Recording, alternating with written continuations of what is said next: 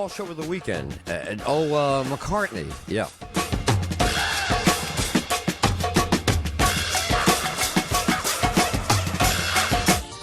Come on, everybody, Ed Till. Come on, everybody, Ed Till. All right, we're back. Oh, my God. What are you doing on that one? Okay, well, you do the best you can in there, but, step it up, baby. Could you step it up a little bit, would you please?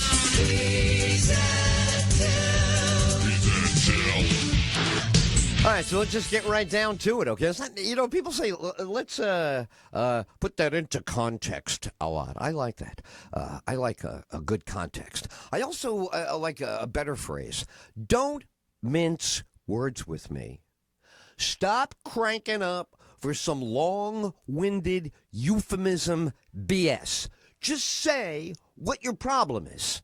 Now, I get it.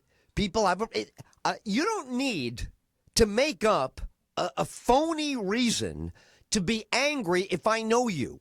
If I know you, it'll make sense to me why, even if you're unjustified in being angry, even if you're angry about something that doesn't matter, even if you sound foolish and stupid, that's okay. It's America, First Amendment, but I will still know what is going on with you.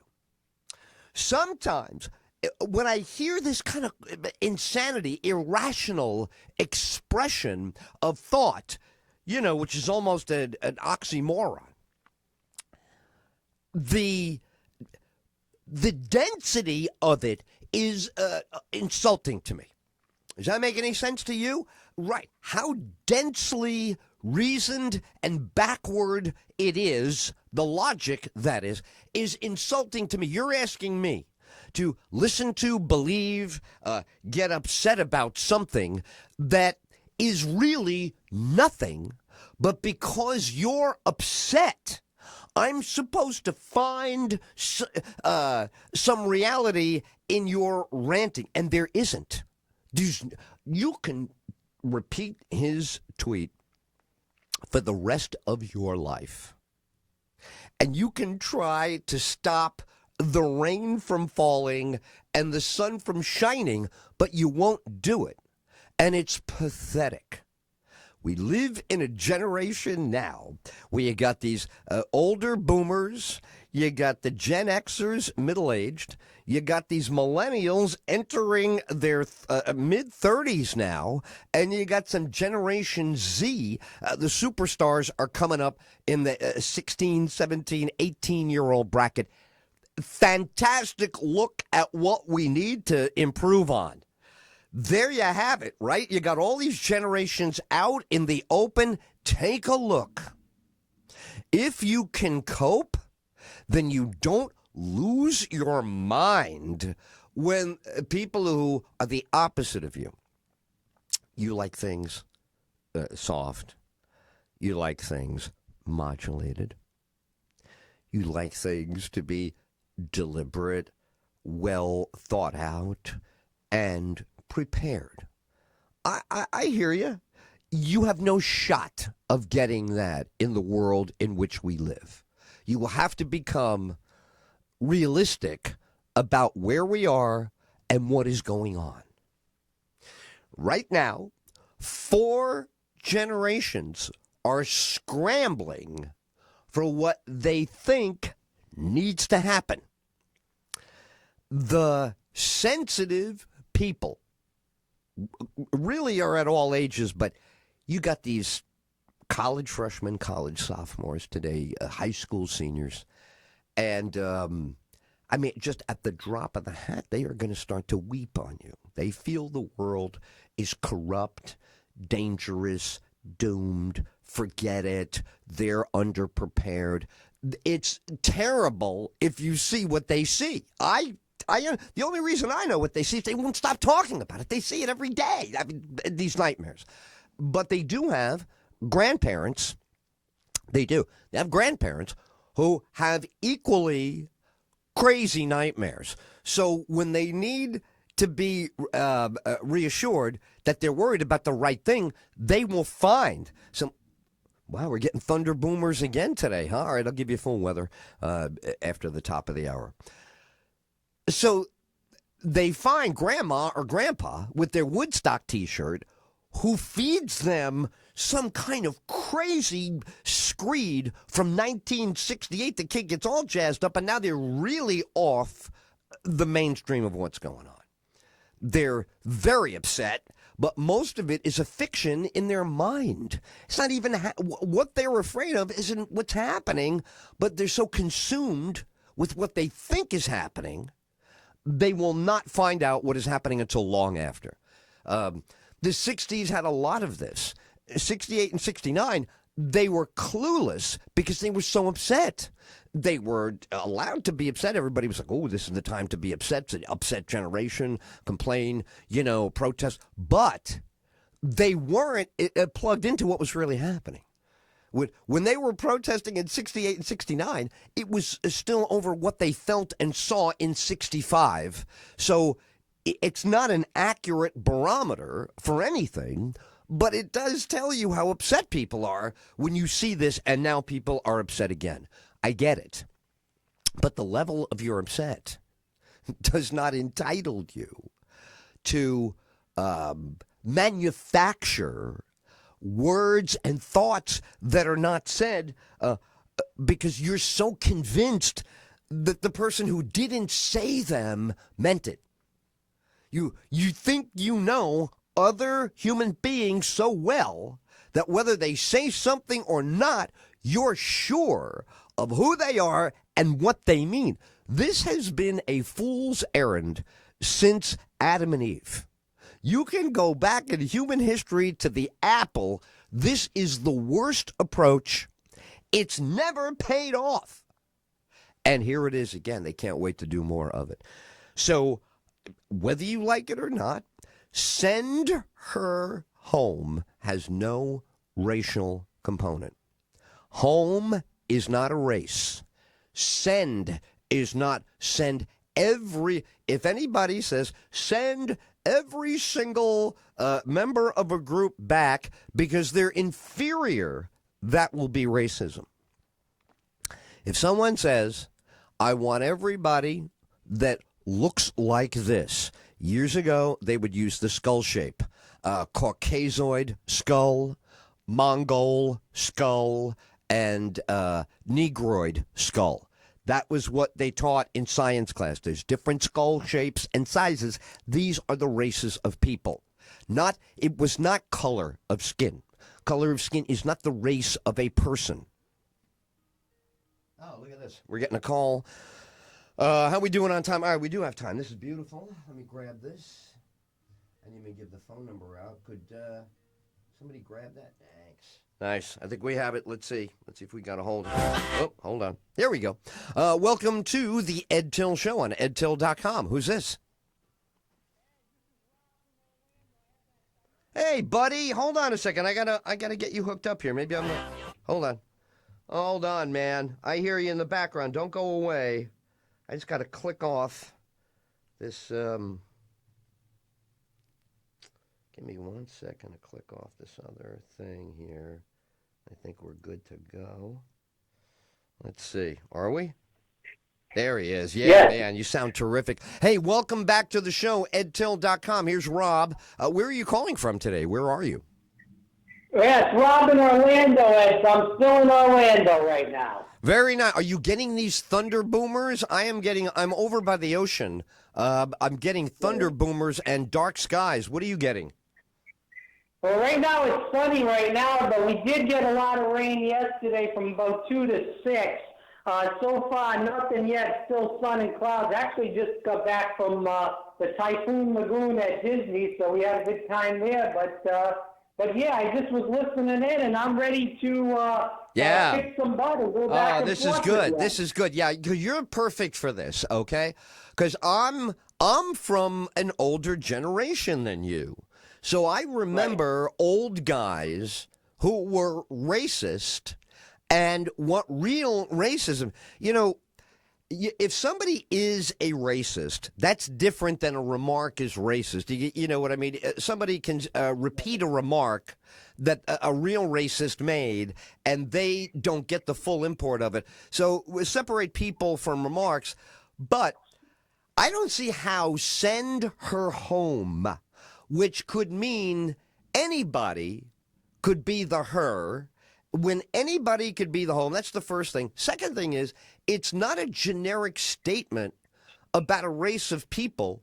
It's a singular objection to somebody's presence. It's like saying, you are stinking up Thanksgiving. Get lost.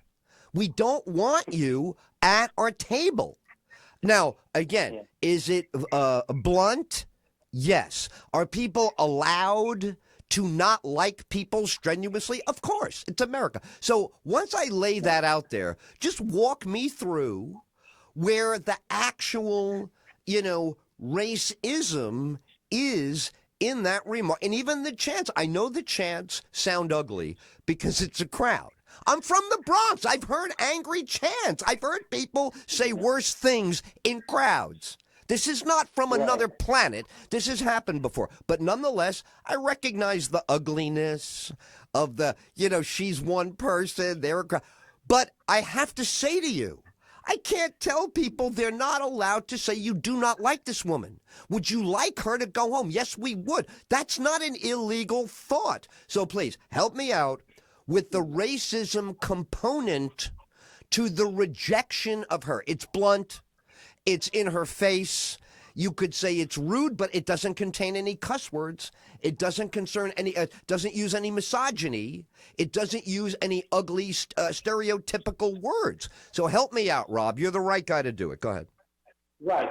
Well, I do agree with you that the racism term is being thrown around about everything. As a person that teaches in a school, and I have talked to you many times on this show, 105.9 too, when I was on break from teaching, I hear this all the time. People say just using the word, and it's not even anything racist. They just say, you're a racist, the kid is a racist, everybody's a racist. So we do have a problem in society right now, and I do agree with you with that everybody just keeps throwing racist around.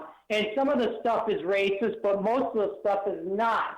Again, I do agree with you, too. You being from the Bronx, I'm an Italian guy, a little Italian guy from Rhode Island. I've grown up just like you in kind of a middle-class home. And, you hear stuff from people that, live in the neighborhood, live in my Italian section of town in Rhode Island. We hear these stuff that maybe you wouldn't think is politically correct. Some of the stuff that I wouldn't say the exact things that Trump says, but kind of the gist of that I hear from people that I know. But so I do agree with you in that aspect. But what I did want to hit back, and then I'll let you answer, is that we talked on Thursday when I called in about somewhat of this subject. But I want to get back to you is that Rand Paul voted against the 9/11 funding. All right, he's a Republican from Kentucky for the people that listen. He's a senator.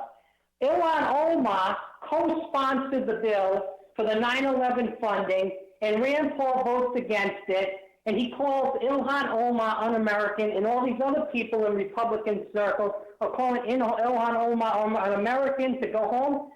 Why don't we tell Rand Paul to get the hell out of the country? Because he's voting against people that were digging in rubble, firefighters and police officers. Who the heck is he to call Ilhan Omar these names and say that she's un-American when he and Mike Lee, senator from Utah, are voting and talking about the deficit? Where were they talking about the deficit when Trump was passing this big deficit tax bill, or when they was passing all the big defense budgets?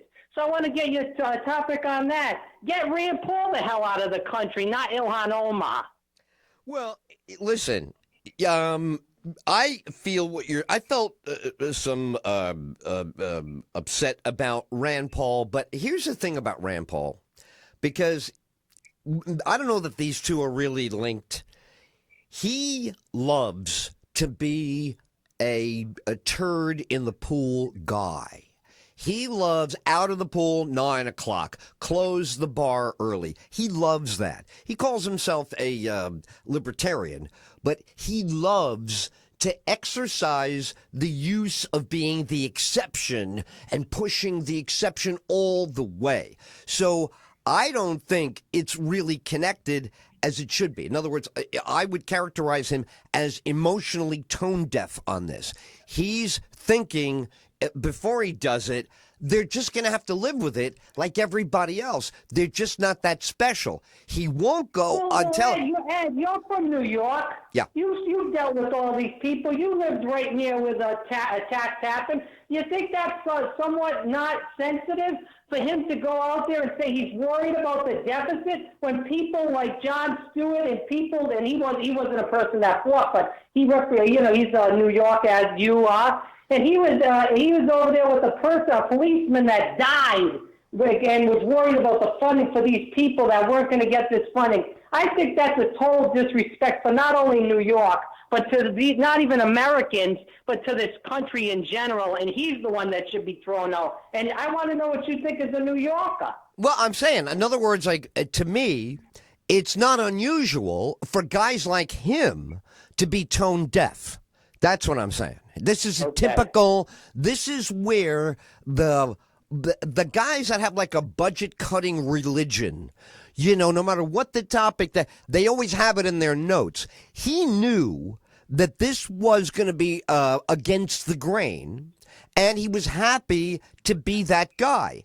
The thing he misses is what you're talking about. There's a gross disrespect. Now, part of it.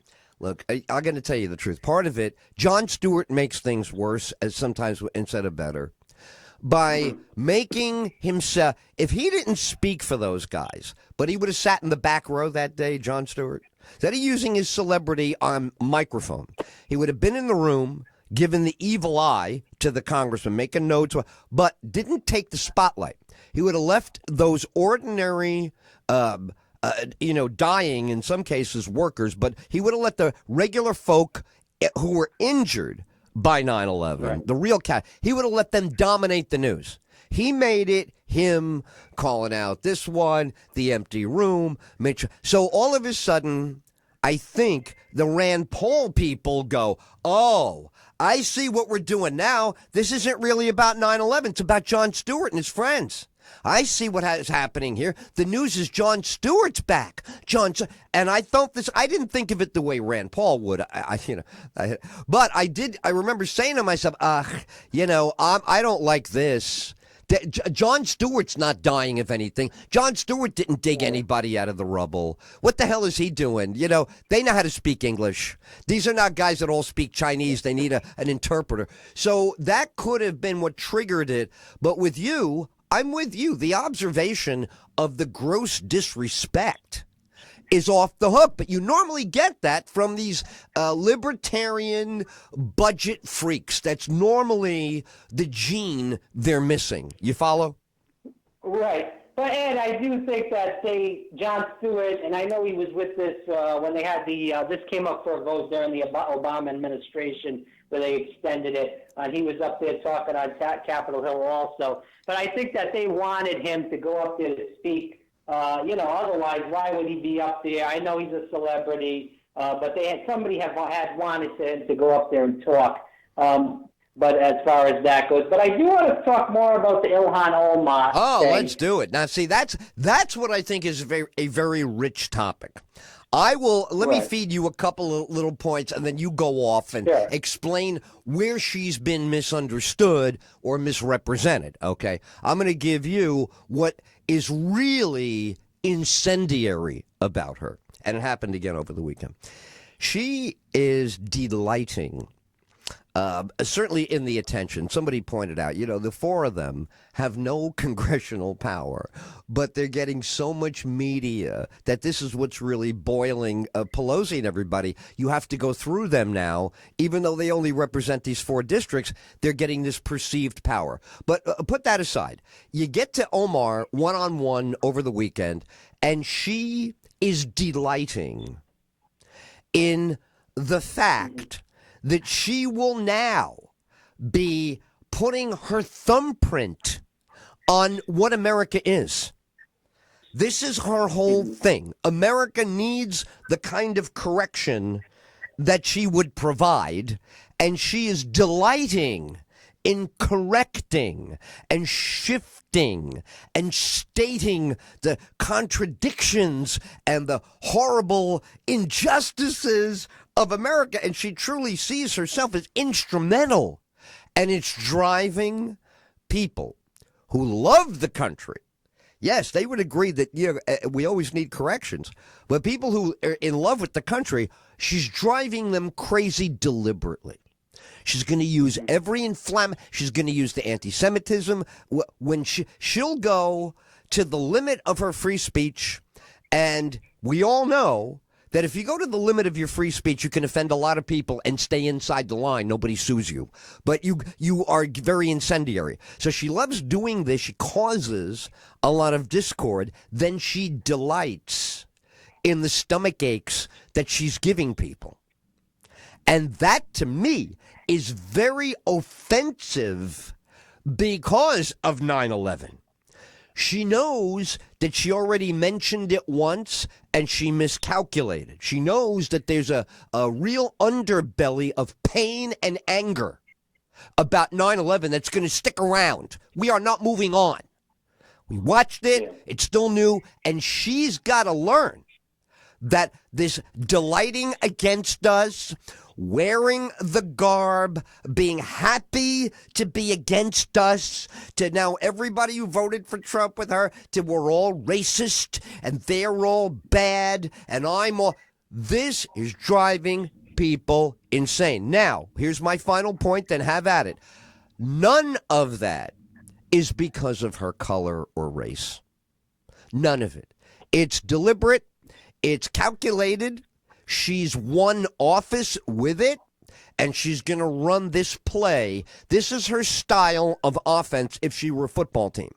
This is what she's going to do. Delight in how bad America is, and delight that she is there to change America, to make it good. Oh, my God. Go for it, my friend. Right. Well, what I think is offensive is a little different from you. Let's start off with something that just came out today, that they just made a jihad squad meme from the Illinois GOP saying all this stuff, all these things about they're trying to bring jihad, that they're so. And you know what I love about the GOP and the conservatives in our country, for the majority of them, some of them aren't like this, the majority. They use everything's a socialist. Obama was a socialist, Bernie Sanders, and this and that. They don't even know what socialist means. They call everybody a communist. They don't know what these words mean. They just throw these words out, and everybody says it's bad, and they say Venezuela and Cuba and all this stuff, and they say bad, bad, bad, so everybody regurgitates it. What's offensive to me, Ed, is that meme is offensive to me because that's making fun of people that are American. First of all, jihad, how can it be jihad when 3 out of 2 people are from a Muslim faith as far as Talib and Omar, but the other 2 in the squad, Presley and Alexandria Ocasio-Cortez, are not even Muslim, so it can't be jihad. The West Virginia GOP did something like this before with the Muslim tower, the Twin Towers, and they put a picture of Ilhan Omar. Trump did this on his Twitter with a picture of the Twin Towers also, and Ilhan Omar. That's what's offensive, is that they're targeting somebody of a religion. We went through this before. What's offensive to me is Trump throwing paper towels in Puerto Rico when people are suffering and dying. Over 20,000 people die. And what's offensive to me is when an Iraqi girl who her whole family died was in the Oval Office and won the Nobel Peace Prize. And she was in there talking to Trump, and he wouldn't even look at her, treated her like a piece of trash on the ground. It was a joke. He wouldn't even look at her, give her the time of day. He wasn't even paying attention. She said her whole family died. And then Trump asked her, where's your family? Wasn't even paying attention. That's what's offensive to me is when Trump grabs a woman and is hanging around with Epstein, him and Clinton. I'll even say Bill Clinton in that too. So these are the things that are offensive to me. Not what Ilhan Omar is doing, which is fighting for people that, are what my values are for, progressive values. So that's what's really offensive. I think that Trump and the Republicans are really trying to play this up as this squad thing and all this Islamic stuff. I mean, it's funny that they play up all this stuff in places like West Virginia and other places. West Virginia, it's not like the Taliban is running around West Virginia. It's all a bunch of white people in West Virginia. So it's a total scam, a joke.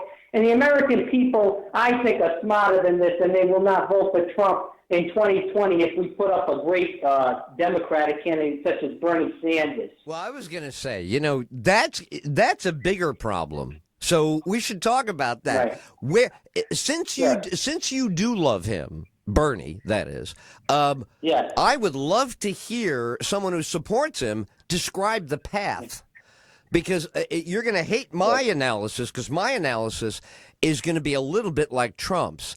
He's not sexy anymore because the last time it didn't go anywhere and it was monster. Last time it was a monster. It was fun to be with that guy for about a year and a half. If you were, a devotee and you followed him, they had a ball. If he came to your campus, you had a ball. You thought, oh my God, Bobby Kennedy, 68, the kids, and then flat. The dictatorial right-wing traits of the Democratic Party were shown, and they shut it down like any other competition they didn't want. So good luck. Describe to me, how could he catch fire with what's in the mix right now, knowing what's going on now? We got about, how many months till the election? You got, we're in August, September, October. All right, you got 15 months. How does he catch fire from what we know is in the mix right now? All right. Well, for Bernie, I think that a lot of his supporters are still with him. I think the majority of the Bernie people are still with him from 2016. We still see, if you really look and search on YouTube and go and watch Bernie's rallies that are streamed live on YouTube, you can go and watch and see this big crowd that is not at Sleepy Joe Biden's rallies, but at Bernie's rallies. I think what Bernie has to do is, since he's the original, if you look at the Democratic debates, the debate that happened in June, they were all, both debates were talking about Bernie's policies. The whole debates were all about everything that Bernie stood up for in 2016, but not just in 2016, what he's been standing up his whole life. Medicare for all, college for all, raise the wage to $15 an hour, the starting wage. So he's been fighting for these policies. He's the original, the OG. He's been fighting all his life, and that's what those two debates were about. Hey, you're funny. But the problem is, here's the thing, right? I mean, I'm just looking at it, what do you call cold analysis, right? 'Cause I would be entertained if the guy caught on. I think it'd be fascinating to have that real debate about the direction of the country. I just don't think he's going to get the real critical mass. But he, right now, the bad news for him is what he says is the good news for him. He says it's good that the other candidates now are using his ideas, and you just mentioned from 16. What was brand new in 16 from him, edgy, they're all co-opting, but that is the bad news. That means he's not the only delivery vehicle for that policy. That means that they will take it. Well, let's talk about who's really hot right now on the Democrat. Kamala Harris.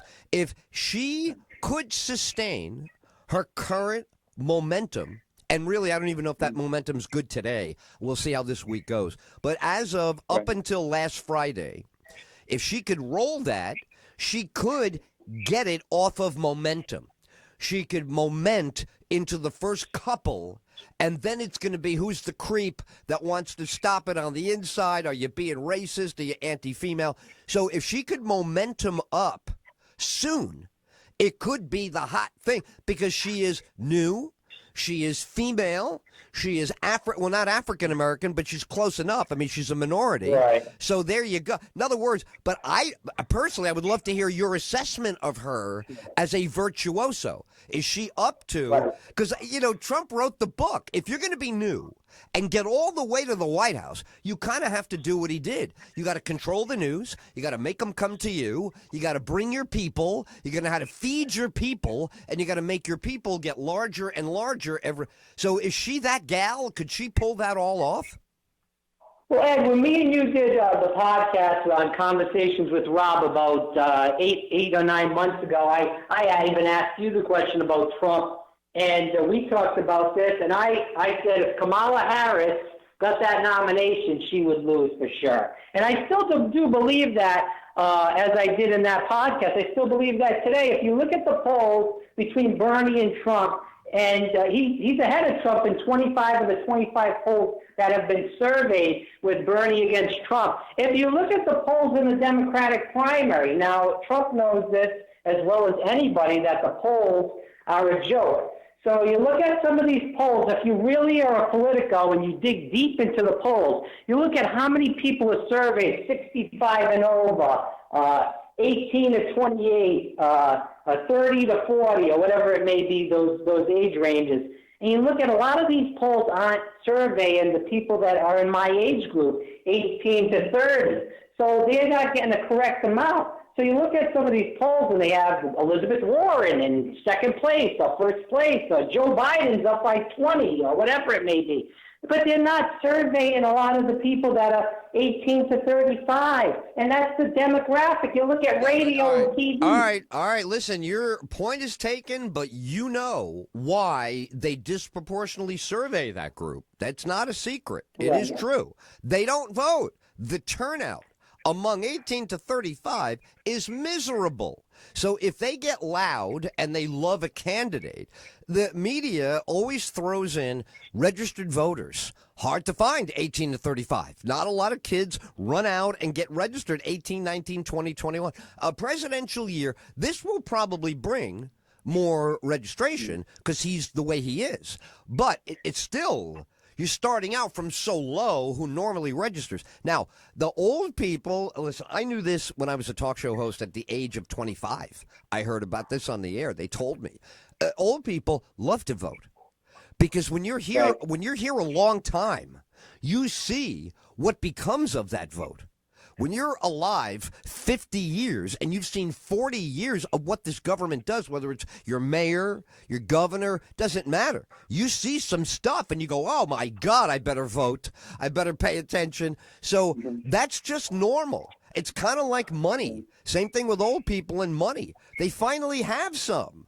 And they're going to be very careful when they go to that supermarket about what they're buying. I love them. I love that because at least you're exercising value, and you're also, if the kids could learn to love you a little bit, then you'd be showing them leadership. You'd be role model. It's very tough. You know, it's funny. I dress young, but I do have gray hair now. And people still guess me young. They always want to guess me young, but I do have gray hair now. So every once in a while, when I'm getting checked out of the store by a real 17-year-old or a real 18-year-old, I can feel the distance that they feel. They look at me like, oh, my God. And, you know, all right, maybe I got jeans on and whatever, but still, and I get it. I think to myself always, and I try to do this with them every day at my local stores. I try to make them laugh a little in a self-deprecating way that flatters them a little bit. I try to find some compliment, their smile, their vibe. I got to put my glasses on to see that. Oh, thank you for helping me today, young man. You know, I try to vibe it that they will like me. And then if I go to the store often enough, one day if I ever said something, they might actually hear it and think they heard something. But it's a challenge because of the visuals. But that's what I truly think about, like the potential of the future and the young vote. You got to get them in there. It's hard to do. You got to connect with them. They're very hard to connect with. And they got to get some equity in the world, which takes a tad bit longer now than when I was their age. You could go ahead. Oh, no, I just want to say, Ed, you're the ageless wonder. So I think it's your voice that is so energetic, and you know, if you watch you on the stream or you're listening to you on the radio, you always get into it and you get animated and stuff. So I definitely could see that ageless wonder in you, Ed, for sure. Yeah, that's what it is. See, and then they look at me and they go, you know, ageless, look at him. Check his license. They go, you know, is this guy allowed to even be out? Who let this guy out? The other day I'm parking the car, and I remember, you know, I got a camera in the car. And I don't even know what this is all about. I got a brand new car last year. It's got a camera to back up. So ridiculous. My whole life, I know how to back up. Now I got to have a camera. But nonetheless, I'm looking at the camera the other day, and I see the kids looking at me in the car, staring at the camera. I'm squinting, and I'm trying to see the camera, and I realize, just turn around, idiot. And I turn around, and they have a big laugh because they realize that Grandpa is still into turning around. But that's all right. That's good. That's good. If it gives, if it gives them a laugh, it's great. I do want to make the case for Bernie, though, quickly against Kamala Harris.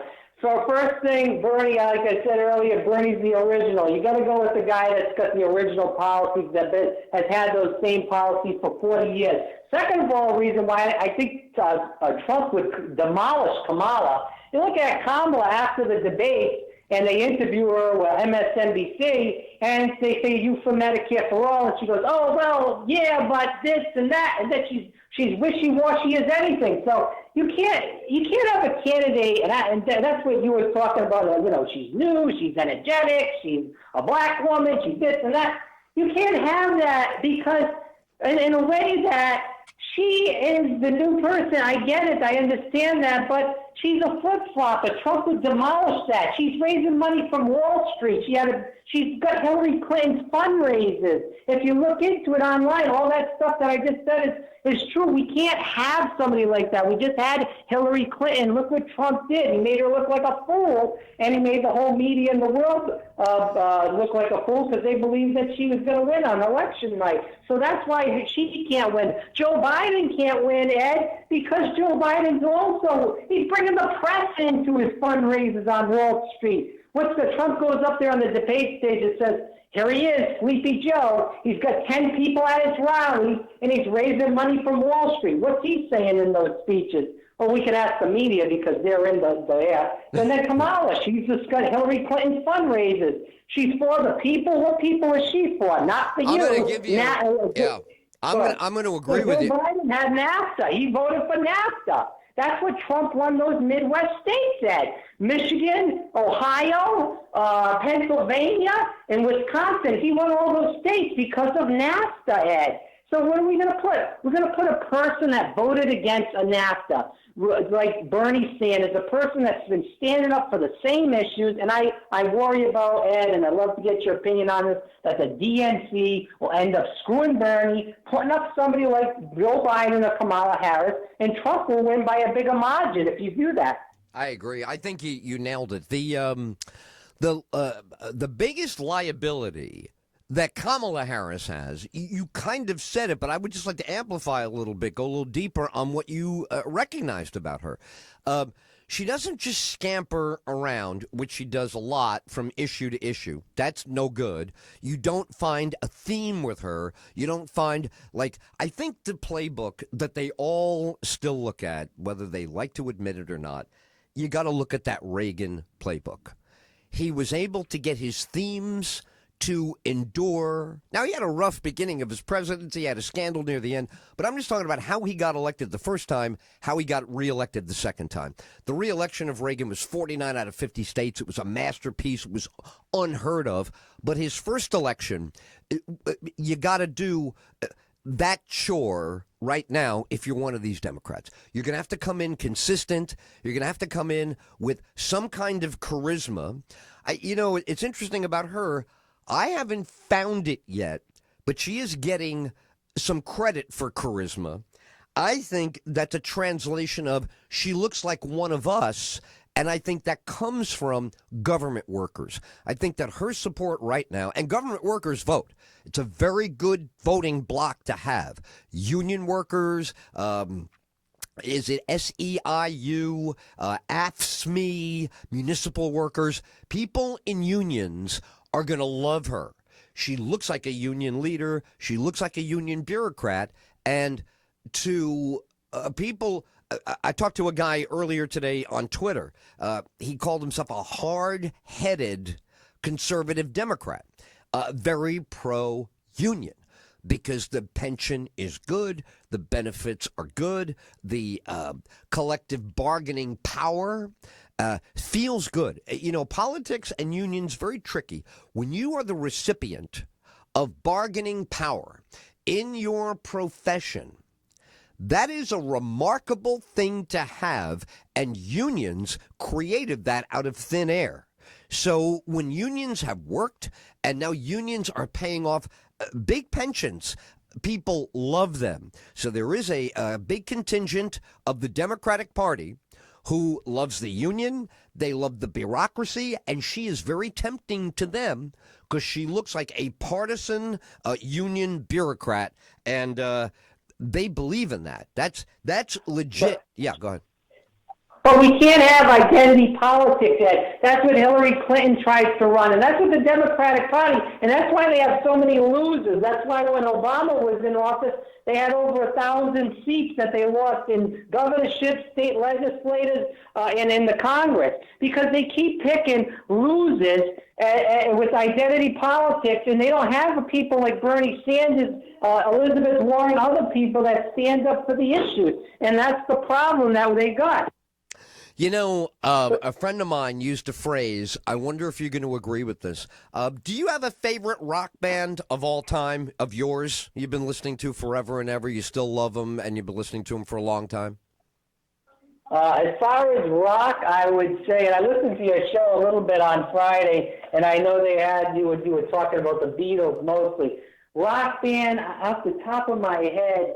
What's your honestly, favorite band? Favorite band of all time in your life that you have fun? Ed, I'm more of a and maybe this sounds bad, but I'm more of like a Trump guy, a Sinatra, Dean Martin, those guys, the Rat Pack.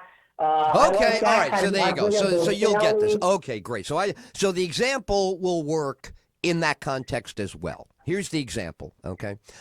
I was going to say about the rock band, we all know this concept that not every guitar player is a lead guitar player. So I will say to you, you love the Rat Pack. I was raised on the Rat Pack. That was in my bottle, man. When I was my baby, a baby bottle was full of whiskey and tobacco from the Rat Pack. Not every singer can be Dean Martin. That's it. Bottom line. So I would worry if I were Kamala Harris, I would worry that I'm not really a Dean Martin. I don't know if I can lead the band. I am good. I can back people up. I can chime in. And look, she did prove she's not afraid to bark at the guy, right? If she thinks somebody on the stage is a load, she'll call him a load. All right, that fits in with who she is in her, if you look at her image. That's part of her. The lady at DMV will always yell at the guy who filled out the form wrong. She always is upset. Right. That's the whole idea of the bureau. They're upset with you that you don't see it their way. A guy, I don't know, do you watch Liberty Levin on Fox News on Sunday nights? He had some guy, it was great, the guy he had on. I would be the wrong person to ask that question. I definitely don't watch Brock Levin. You should watch. You should see. You should see what the enemy is planning. You should know what the enemy is doing. Last night, they had a great discussion of this.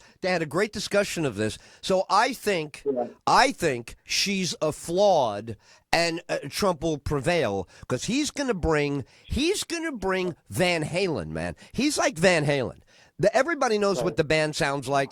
Everybody loves the hits. Play the hits. Give me one or two new songs. Play the hits. Now, I don't like shouting, "Send her home." I don't. But I'm going to forgive them. Jeez, oh, Pete, they never get heard. These are the blue collars. No one asked them anything. They never get surveyed. They don't want to talk to them. It's the first time they ever got heard. All right, so they were boisterous. Okay, they were rude. They were boisterous. They were misogynist, whatever the hell you want to call it. It doesn't even matter. They're allowed. They're busting their butt for 30, 40 years of their lives. So anyway, that's how I see her. She could do well with a limited audience, but she is not going to be the big winner over him. Plus, it's a re-election. That's the other thing. It's not easy to beat a guy or a gal who's in there. Yeah, I think with that aspect, I think you're right on target with that. What I do like about what the Sanders campaign is doing is that all their rallies, they have voter registration cards. They tell people when to vote, when the voting is coming up for the primary in the state they're doing the rally. So they're doing a lot of that stuff. So I think that will definitely help get out the young vote. Last thing on the Sanders campaign, I do think that not only just that's good, but also they're holding rallies. They had the young people. They really crushed Hillary Clinton with that young vote, and that's what I think that's definitely going to get the people out. People are tired of that. There are a lot of people that are definitely energized to vote against Trump. And I think Bernie's the only person in this race besides maybe Joe Biden, but I don't think they'll vote against Joe Biden, vote for Joe Biden because of the NAFTA fiasco that he did. And he's still pounding for the TPP when he was with Barack Obama, and he's still doing it now. So people won't vote for that. What I think that will drive,